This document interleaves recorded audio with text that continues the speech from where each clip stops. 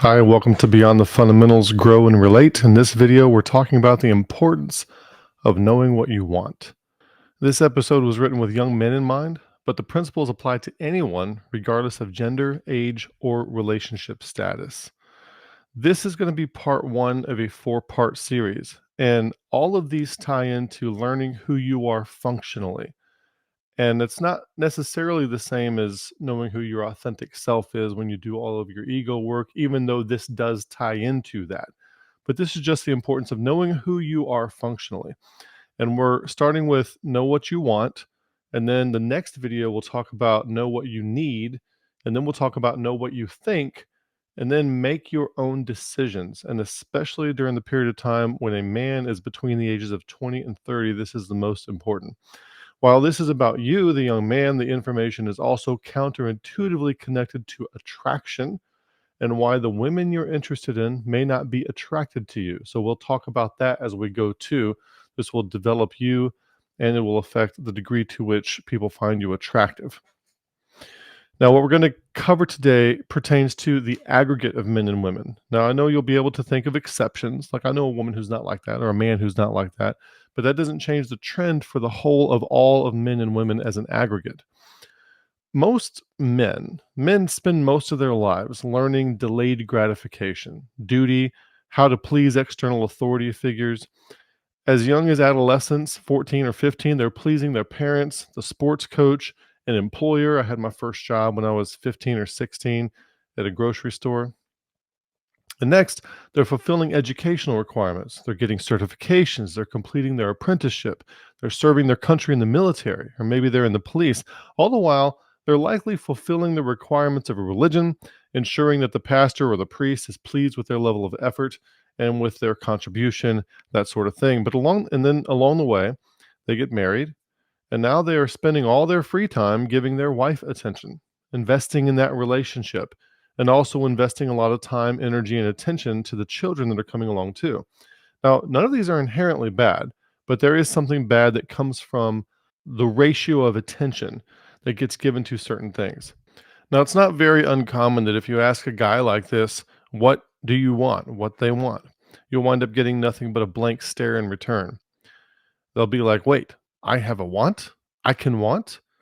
At some point in time, usually around the age 40 or so, the man wakes up to the fact that he has his own wants, his own desires, and that there has been enough delayed gratification. The problem now is that he hasn't had any practice learning how to meet his wants or desires in an iterable or a sustainable way. His wanter, if you will, hasn't matured at all.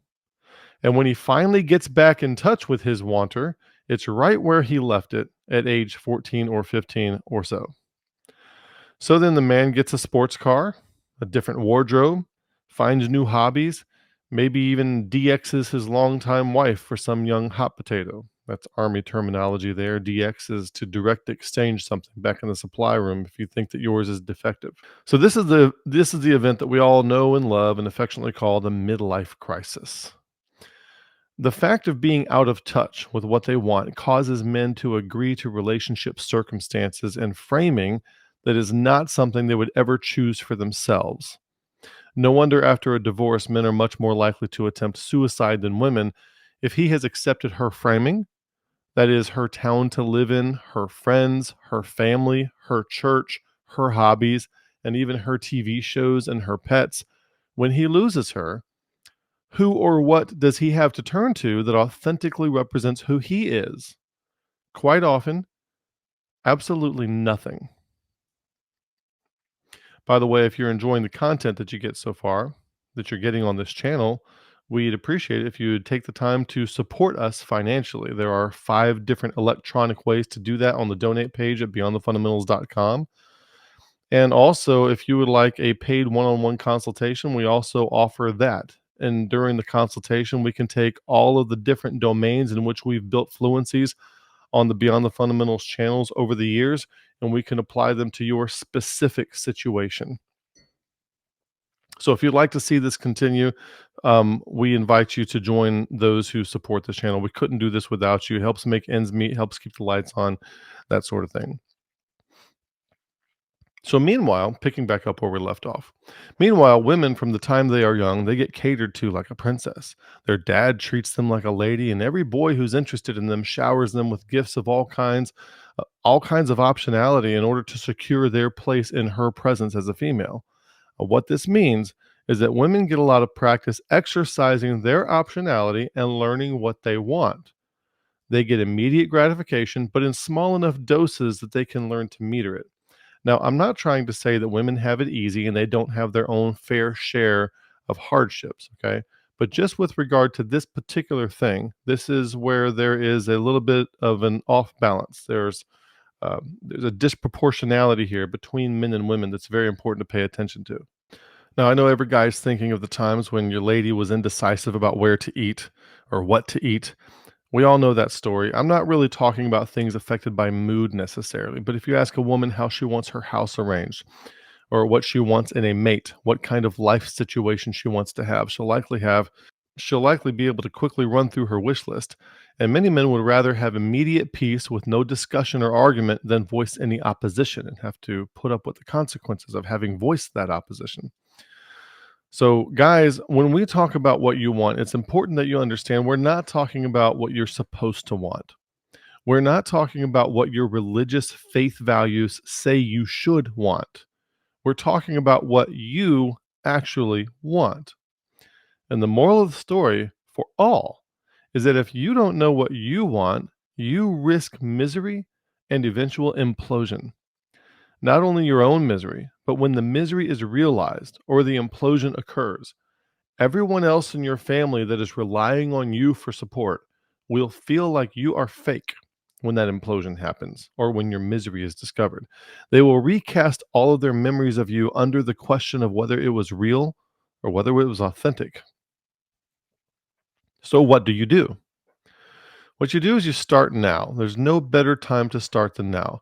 Start focusing on what you want, meditate on it, start small.